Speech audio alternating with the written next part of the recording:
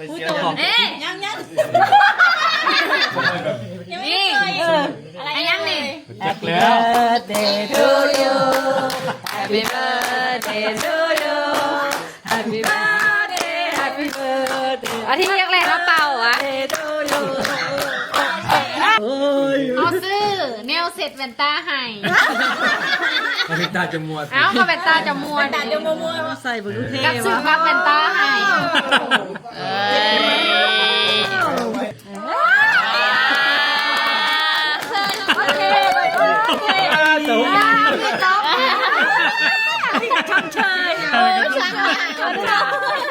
หนาขึ้นมาเนาะ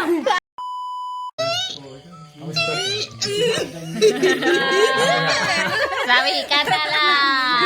วันนี้วันอะไรคะ เป็นวันที่คุณพ่อแก่ลงอีกแล้วปีหนึ่งนี่ มื้อนี้วันจันทร์ โมเมนแก่ลงนุ่มขึ้นอีกปี ลงเปิดบ่ แม่ พ่อว่าให้กำลังใจบ่ อายุเหลือหน่อยไปอีก1 ปี เป็นผู้ใหญ่ขึ้นอีก1 ปีไง เป็นผู้เฒ่า เป็นผู้ใหญ่ขึ้นอีก1 ปี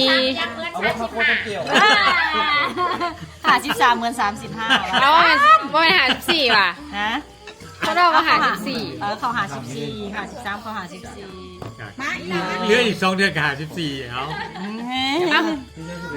คือว่าอีก2 จะ เดื ปู อน สปสหก อ๋อสรุปมื่อนี้สั่งซันยังไง มันอยากให้มันตามตัวเลข กินแบบคล้ายๆกับแบบอาจจะแบบบ่มีพระเขายิ่งใหญ่แต่ว่าอาจจะเป็นตำเป็นแก้มเป็นยังไปประมาณนั้นแบบเบาๆค่ะ ค่ะมื่อนี้อาจจะสนละวนแน่เนาะเพราะว่า ลูกหลานมาขบทุกเบิร์ดทุกกูทุกคนเนาะเดี๋ยวเขาสิมาแนะนำเนาะมาเริ่มจากหัวโต๊ะซะ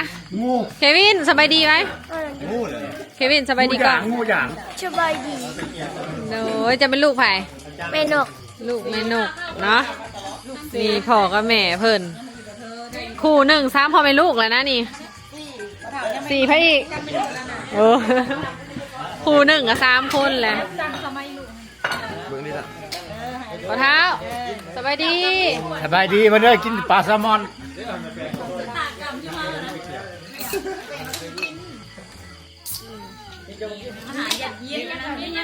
แล้วก็นมถ้วยก็มาเนาะมากับอลิสและก็อาที อันนี้ยังมาเรื่อง สับสนวนวายขนาดไอ้ ช่วยกันง่ายไปดูเอามา มีลูกมีเต้าก็เลยเนาะ เอาขึ้นการก็แม่ อันนี้สบายดีกล้องไหมสบายดีเมนตะค่อยหน่อยอยากได้เนาะก็หลายคนอยู่ที่อยากได้กับเราสบายดีไหมลิศสอนลูกสบายดีเบิ้งลิศสอนลูกสบายดีเบิ้ง สบายดีเห็นอะไรอยู่ยาวมั้งถูกยาว สไลเดอร์บอกสบายดีสไลเดอร์ เต่าเอ้ยเต่า แค่หกตะกี้ เต่านี่สิค่ะ ปีปะเด้ตอนนั้นพวกยังน้อยนี่เด้ จากปีก่อนเนี่ย จะปีแล้ววะ จากปีก่อนเลยนี่ ประมาณเจ้าประมาณ10 ปีนี่ อ่า คาน เอ้ยบ่ได้ฮอดกะเฮาเลยเป็นคนหายโหงหายสุดเจ้าขี่รถอันนี้ไปคือลุงศิลป์นะ มาแล้ว 10 ปลายปี13 14 ปี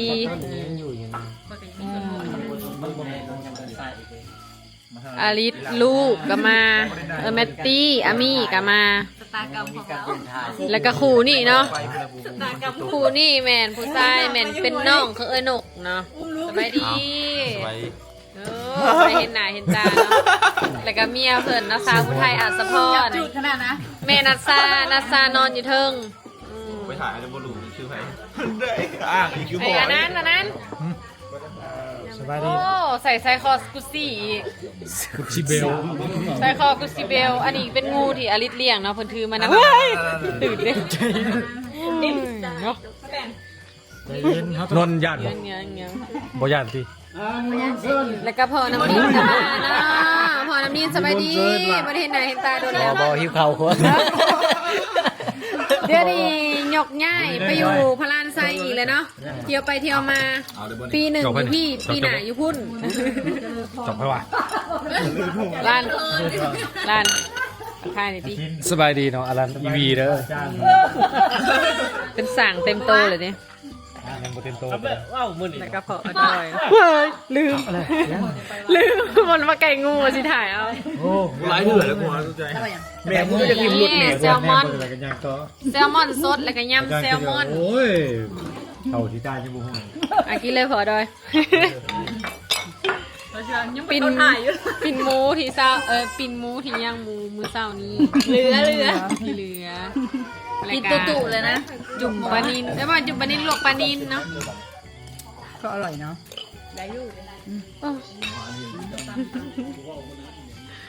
เสียงแบบสลวนเท่กันเลยโอ้บุมบีมสบายดีมือนี้กล้าเขากล่องเนาะแต่งตัวงามเด้อมือนี้มือนั้นเราบ่กล้าเขา อีเราสิไปลิน สามีไปไหน ไปเวียก สามีไปเวียกเนาะบ่ได้เห็นน้องบีมโดนเติบแล้วมีลูกมีเต้าแล้วบ่นี่ฮะ วันนี้ เอาเมื่อกี้นี่อุ้มใครจ้ะ ลาเนี่ยลูกนี้ อุ้มน้องของน้ำนินนะน้ำนินสบายดีไหม นี่สบายดีนะแม่ สบายดีน้ำนินน้ำนินน้ำนินสบายดีกล้องก่อน สบายดีนะแม่สบายดีเอฟซีนะแม่สบายดีเอฟซีกันสบายดีเอฟซีชาวลิตาไปบ้าง แล้วจอย สบายดีเอฟซีดูดีลูก เขินนะน้ำนินแล้วก็ไอเลมินโอ้เลมินกินเบียร์พะนะหุ่นยกป้าเก่งแท้ไอ้บ่กินแทนไม่เถ่าบ่ไม่เถ่ากินบ่ได้บ่โอ้พอตู้นี่นะ ประตูเลเมนนี่ โอ้แม่แป้งเดี๋ยวนี้หน้าตามีสีมีสันเนาะบ่แม่นมีความหักวะนี่ เอฟซี บ่เห็นโดน FC ถามนี่แม่แป้งหันมีแฟนแล้วบ่ ยังคือ แม่น เก่า บ่แม่นบ่ ยังคือเก่า แม่นบ่บ่แม่นสิได้ยินข่าวดีไว้นี่บ่ ยังคือเก่าได้เอฟซี ป้าจะบ่กินเนาะซะ แม่กินข้าวอิ่มแม่ฮะแม่เท้าพ่อเท้าแม่ต้างแม่เท้าลงกึมพากันแต่งพ่อข้าวกินอยู่หน้าบ้านอิ่มเรียบร้อยจังได้เมื่ออาบน้ำ ไป้าเฮาขึ้นไปกินกันเลยทุกคนเฮาก็ลืมทักทายเนาะทักทายสบายดียินดีต้อนรับเข้าสู่ช่องอลิตาสาวผมยาวเด้อบริษัทหัวมันเหม็นพร้อมนี่ก็เลยเก่าขึ้นแบบนี้บรรยากาศบ้านสวนเฮาเป็นแบบสิแหละทุกคน สบายค่ะ บ่มีผู้อื่นผู้ไกลเนาะมีแต่ครอบครัวกันเองทั้งเบิดยิ้มอย่างอะไร มาค่ะมาลูกลิต้าค่ะ ยิ้มอย่างอะไรฮะยิ้มไหมยิ้มไหม แป๊บนึงถ่ายรูปกันแป๊บนึงค่ะ ยิ้มไหมยิ้มไหมอ่ะยิ้มไหมยิ้มไหม แนมก้อนหนึ่งคนนึงเควิน มันหลุดไม่ขีบพุ่งลงคอมัน ยิ้มหวานใหม่เบิ้งเอ้ยยิ้มคือกันเลย ลูกเมย์ ตอนขี่รถมานำค่ะอย่าคือความรู้สึกจะเคลื่อนมีอลิสอยู่เลยว่าตั้งอลิสยังได้เลยว่ะมัน มันไม่ได้แอบว่าจะเอาอยู่น้ำค่ะ ฮะมันขี่รถเก่งมานะว่าไปหามามีไปหามามีนะลุงเนาะไปหามามีมีโอ้ยลืมมามีเลยลืมมามีเลย อามีตกกระป๋องเหมือนคนโกงมาร้านคนโกงมาอามีตกกระป๋อง ไม่ตกค่ะยืนหนึ่งตลอด เพราะว่ายืนคนเดียวมีมี ขาเห็นไม่ถูก เราเห็นหรือเปล่า หูจับหัวเลยยาเด้ออู้เหมือน ให้เบิ่งมันหยิบมานะว่า ยิ้มไหมยิ้มไหม มันหายห้องอู้ใจ น่ะ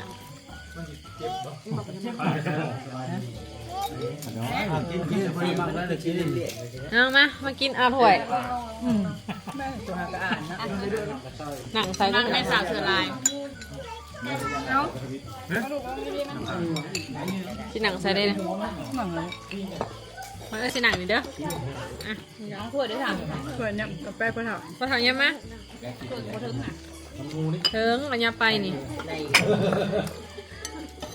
ตัวเมตากินอยู่คนนี่มาเด้อแซลมอนสดๆตั้งแต่มื้อนั่นพุ่นแหละแล้วก็ยำ ปลาแซลมอนนี่เฮานี่ประมาณ2 โอ้ลืมเพนนุ่มนิ่มเนาะนุ่มนิ่มสบายดี ของบ่โอบ กินยังสิเอง เป็นยังไงเนาะซ่องวันถึงปิดแล้วบ่ยัง ปิดเองบลงคลิปเอง ลูกสองมันมีเวลาให้ลงเลยทุกคนสองคนทำไปลงหัดคลิปเนาะเสียดายช่องมันสั่งแล้วแต่มัน10 ปีลงโลดลงคลิปเรียวลงคลิปอีกยังก็ได้ลงคลิปสั่งไม่ได้สูงลงเลยช่วงยากตั้งแต่ขาดเดนิมินมาคลิปล่าสุดก็คือเกมของเกิดแต่ก็อยากเลยนี่สิเขาปีแล้วปีเลยนะปีหนึ่งแล้วปีปลายแล้วปีกับเดือนมาเด้อเต็มคำ2 ต่ออย่างแย่ไปเลยไม่เอาลูกไม่เอาค่ะ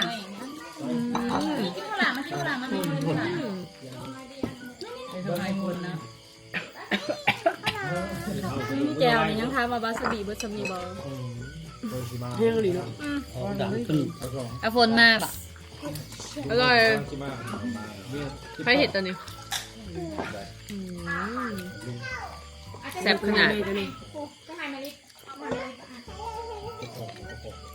บริสุทธิ์บริเวณมันยังไง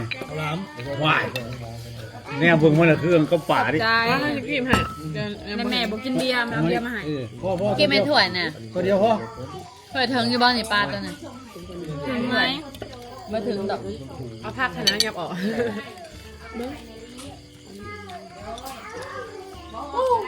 ว้าวบุญนะยำข้างหลังนี่เจ้าไข่กุ้งใส่ไม่ได้กินข้าวกันเด้ออันนี้กินยังไงนะข้าวสามัคคีครอบครัวแบบโมเมนต์เมนูกินข้าวนะเมนูแก้มต้องกินเบียร์อย่างเดียว เมนูกินลิ้น แล้วกินนะนะคะคอยให้เจ็บกระเพาะมะขามค่ะมะขามปลาแซลมอน อลิเหลือใจ ก็ไปเอาเข้ามาเด้เป็นหมอ เจ้าคนที่อ้างเฮียมันงูปิ่นนะ ภาษาอาหารกัน ไม่ได้งูปิ่น ใช่หมูปี งูปิ่นกันจนบูดเลย ใส่กับหมูปิ้ง สดมือเศร้านี่แบบ เรียกว่าสีกรอบคือมึงเรามากินกันได้ คือได้หยาบบ่ ปุ้งยางของเราเดียวใช่ไหมหมูปิ่น บ่แล้วกิน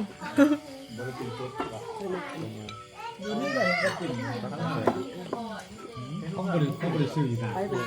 ต้องมาสักซี่เลย เสียงสโลนเนี่ยนะทุกคน ทานไหม มา คนนึงเป็น น้ำใจ เดี๋ยวพ่อเล่าแล้วใจ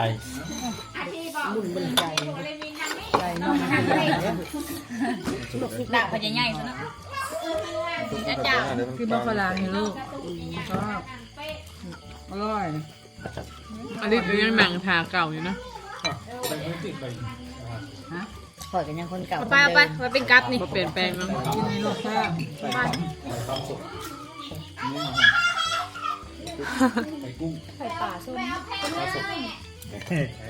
ให้เจ้าคลิปเอา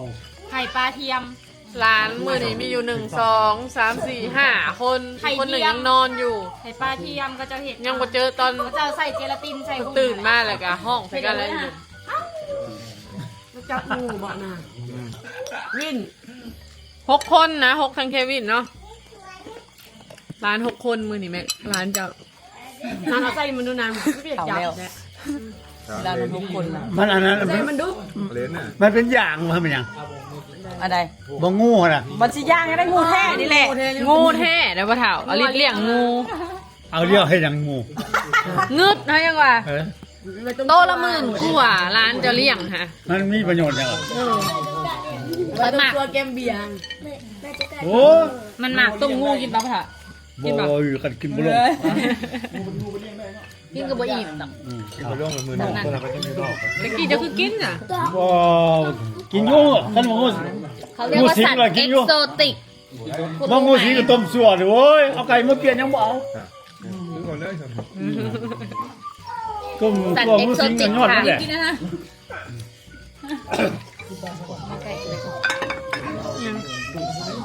เดี๋ยวเราขออนุญาตกินกันแล้วทุกคน โอ้ยน่าเสียงเนาะเสียงยายดอกซอด วันนี้ว่าเป็ดไม่ใช่เป็ดนี่นะ เสียงยาดอกโซดนั่น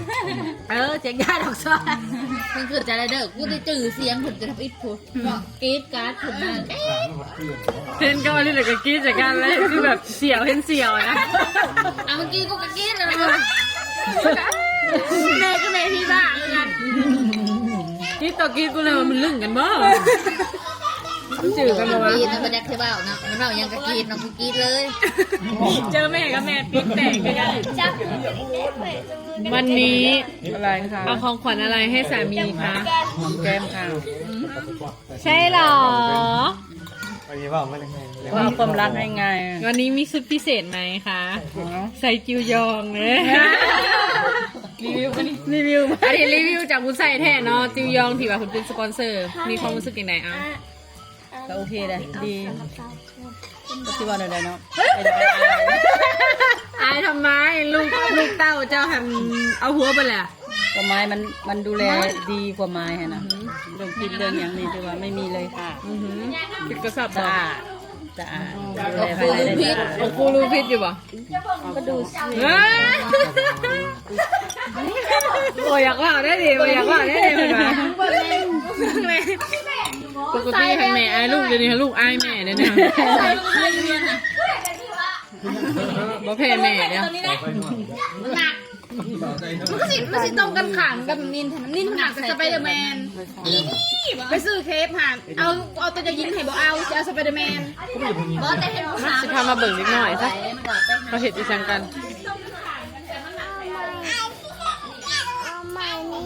เอาอย่าง ขนมเบิดละบ่เด้เอา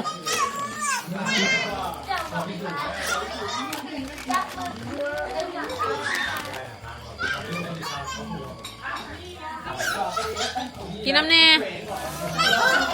กินน้ำเน่ลิตากินน้ำเน่แล้วเจ้า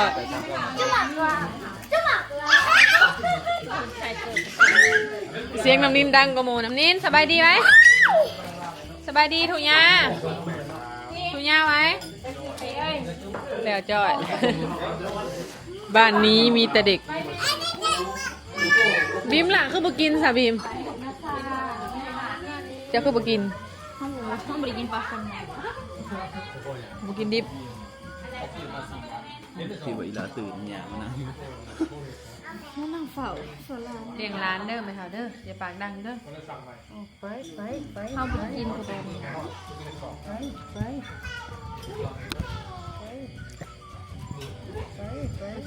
ดน ลุงดิคอย ให้มันเบิ่งแต่ให้มันลงเบิ่ง เอาจิบไปได้นี่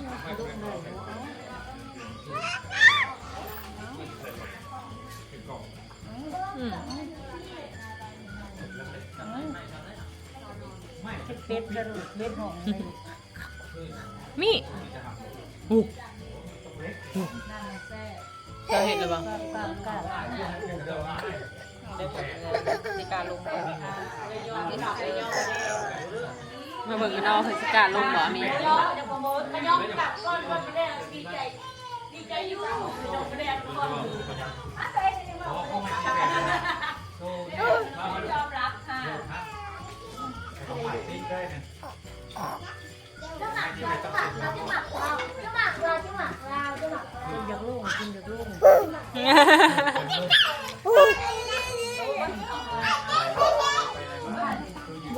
อ่านกับน้องกัน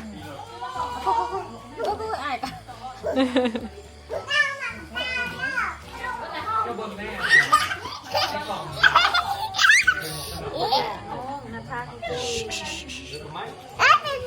สิลงก็ลงบ่เป็นนะอามีเฮ็ดคือกบเฮ็ดคืออึ่งอ่างนี่เอ้าพักเบรกก่อนเนาะ เด็กจะสิจีนอน อาทิห้องเพลงหยังห้องใหม่เบิ่ง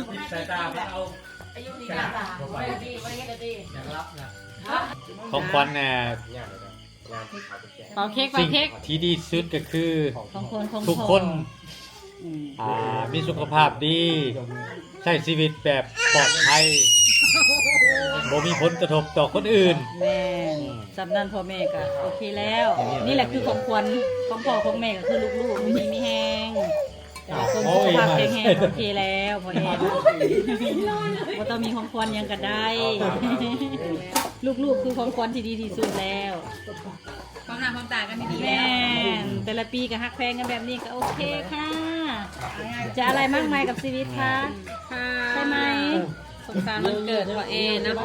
มื้อนี้บ่มีเค้กเด้อทุกคนเพราะว่าพ่อเอว่า แต่ว่าสิหอมแก้ ห้าม ม ซื้อ พอเนาะ ห้ามซื้อเค้กมา มันเป็นของหวาน มันทำลายสุขภาพเพิ่นว่า มากินของหวานก็ได้แล้ว เดี๋ยวว่าเพิ่นกินเป๊ปซี่ได้เนี่ย เพราะตัวนี้มันบอก เด้อ จอกเดียวมา จะออกเสมอ ขนมเค้กเนี่ยมันเห็นบอกเขาสีดน้ำปลาใส่กระบอกละลายเห็นบอกมันติดอยู่ใน แต่ จาน ว่าเป๊ปซี่นี่เอาไปล้างห้องน้ำนี่ขี้ไข่ยังออกมาได้นี่ โอ้ยเป๊ปซี่มันบอ กัด ก ได้เป๊ปซี่เว โต ลา เขา จะ เจ้า กิน โตเขาเจ้า ล่างล้ำใส่นะนี่ เวลาจะกินลงไปนี่มันสิไปกัดลำไส้ได้ไดแล้วก็เห็นในเขียวแมงพ่อแล้วก็เจ้าสิเก็บกระดูกแคลเซียมเจ้าสิตก บอกคุณอย่าคือพ่อว่าเคยสำเร็จไหมบ้าคือพ่อ สิ่งที่พ่อเคยบอกให้ลูกถามที่เป๊ปซี่นี่มันย้อนเขาพอเบิร์ดที่พูดไปเพราะความเป็นห่วงนะคะ ได้น้ำดื่มมา แต่เด็กบอกอะไรก็ทำหาน้ำดื่มด้วย น้ำดื่มมาบ้างเลย ป้านักเก็ต พ่อพายอยากได้ของควรให้พ่อหอมแก้มพ่อจบ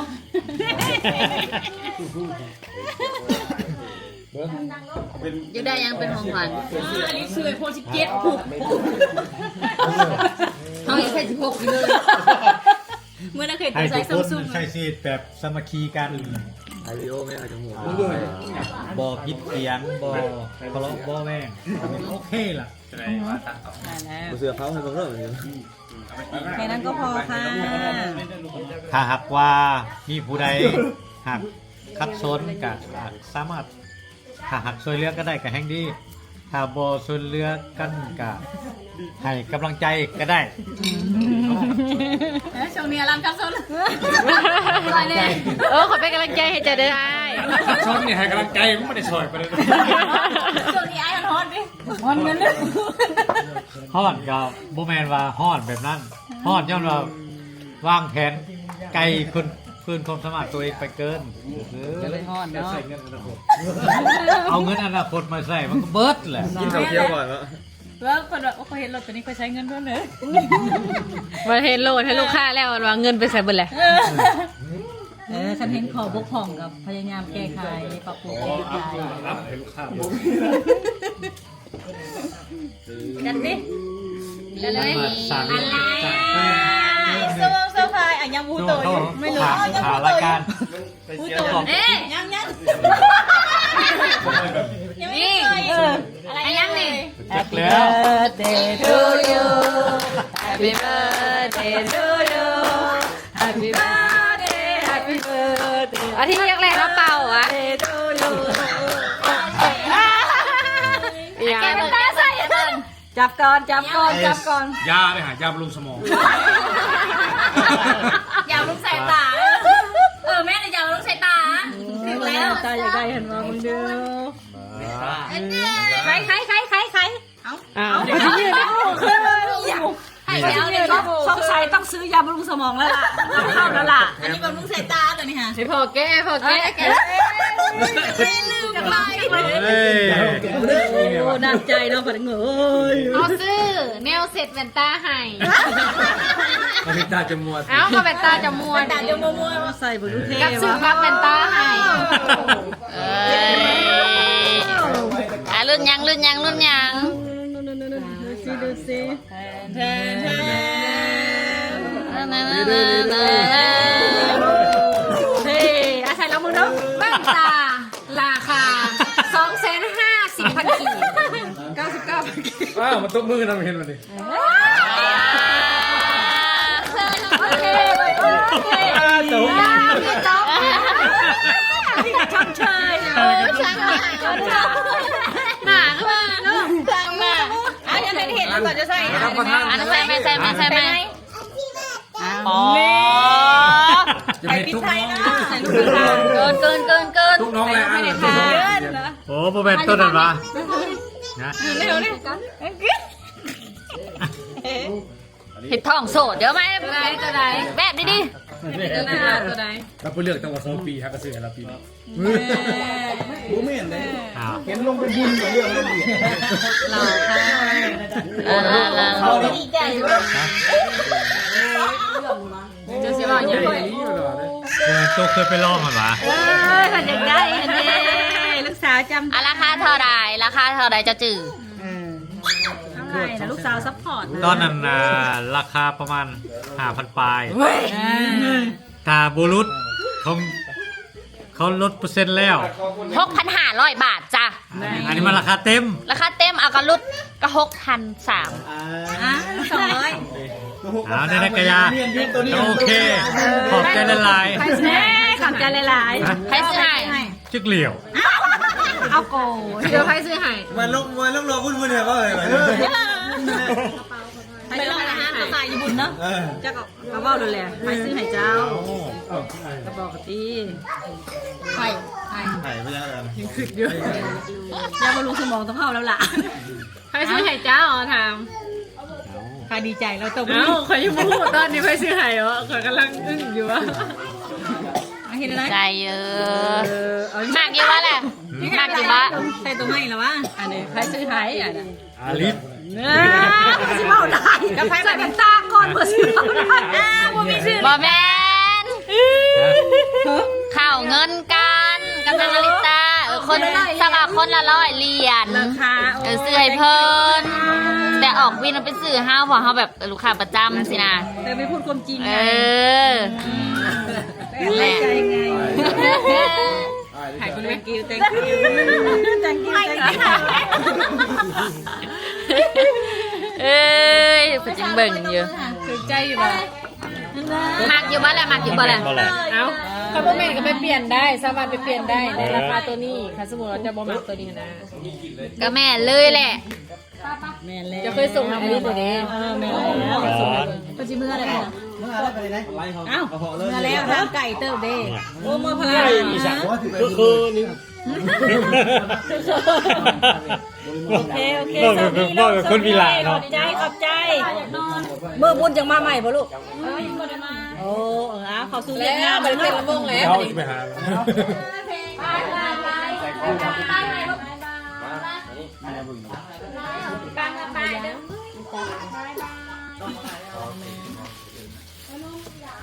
ก็น่าจะลงเขาแล้วแบบนี้เนาะน่าจะลงเลยแบบ เขาเบิ่งแซกอลิสนะ เอ้ยเอาเกลือไม่ได้บอกนี่จะซื้อ นั่งเห็นโทรศัพท์เลยบอกไปหาโทรศัพท์เลย มาแอบลูกน่ะ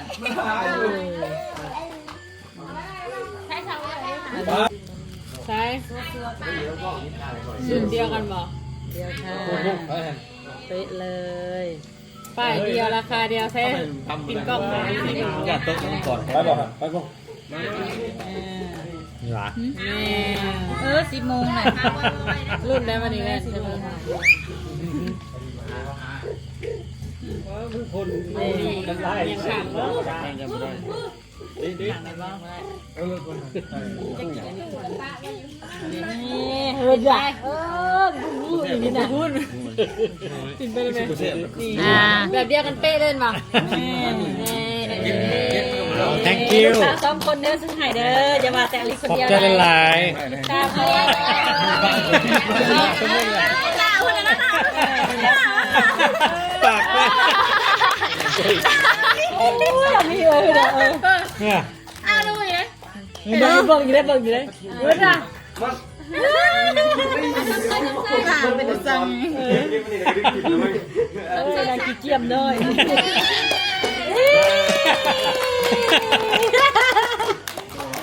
มีนี่ก็มี เบิ่งได้นะ ของขวัญเลยทุกคน เบิ่งนี้ ว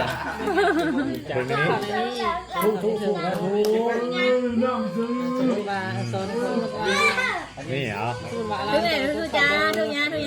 องขึ้นมามันเป็นอัลบั้มจะเป็นส่งมาในกระดาษ เสียงตัวมือหันกันได้ดัง นี่เขามาในมีปกติเลยกดข่าวปุ๊บกดข่าว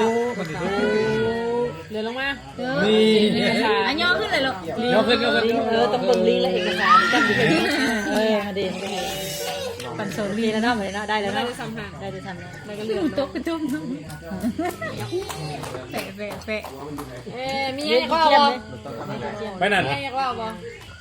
เทียมเลย มีขี้เกียจมีอะไรจะพูดไหมคะ ครับขอให้ทุกคนจงมีสุขภาพแข็งแรงรักษาสุขภาพเอาเองดูแลสุขภาพตนเองให้ชีวิตให้ปลอดภัยสิ่งใดคิดว่ามันจะเสี่ยงเกิดให้เกิดมีอันตรายก็ต้องหลีกเลี่ยงเอาแล้วแล้วได้จ้ะยกตัวอย่างก็ให้เห็นแหละผู้อยู่ของซีเนี่ย ใส่ชีวิตให้รู้สึกว่าใส่ความหมายพ่ออยากว่าใส่ชีวิตให้รู้สึกว่าตัวเองเป็นปลอดภัยแล้วก็จะประมาทใช้ชีวิตเป็นสติแม่มีสติในการใช้ชีวิตการไปการมาการอิหยังทุกอย่างมันต้องใช้สติ ที่ละเล่าอะไร ต้องระมัดระวังประมาณนั้นรักษาตัวเอง สำคัญคือพยายามบอกให้มีผลกระทบต่อคนอื่น แม่วันนี้มันคมบุเที่ยงเนาะมันมีมันคือเราพูดคือเราเห็นนี่แหละ สังคมหรืออิหยังกะเราก็เห็นอยู่ทุกมือแต่เราต้อง ไม่ยังไง ต้องสังเกตเบิ่งพิจารณาเบิ่งต่ำใส่ชีวิตให้เอามือสุดเสียเวลาสิ่งใดที่เป็นประโยชน์อย่าเสียเวลากับมันหลายเลย บึ้นเลยบึ้นเลยเข้าเลยสกอยตึ้นบึ้นไปพาเมนพาเมลิสซิงขึ้นเอาปิดบึ้นทีเขาเราซิง ยิ้มหวานได้ยิ้มหวานได้ทีอาทิตย์ยิ้มหวานได้ เอา ยิ้มหวานได้ก่อน ยิ้มมัน ยิ้มใส่กล้องเลยยิ้มใส่กล้องยิ้มหวานกดคือผอมาเลย ตอนนี้กำลังสิพากันกลับเนาะเพราะว่าแต่ละคนก็สิมือเฮือนไทยเฮือนลาวอาทิตย์สิกลับบอมบนอนบ่ กลับ ทำไมไม่นอนน่ะ เรียนเศร้า โอ้โห อ่ะ ระวังตก งานกันหาแล้ว no ปิด เออ เบิ่งอาทิตย์สิตก หมาป้อใส่หมวกอิตาเลียน พากันเก็บง่ายๆกันเลยเนาะ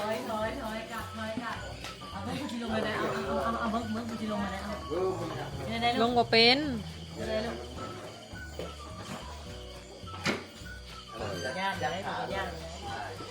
คลิปนี้ก็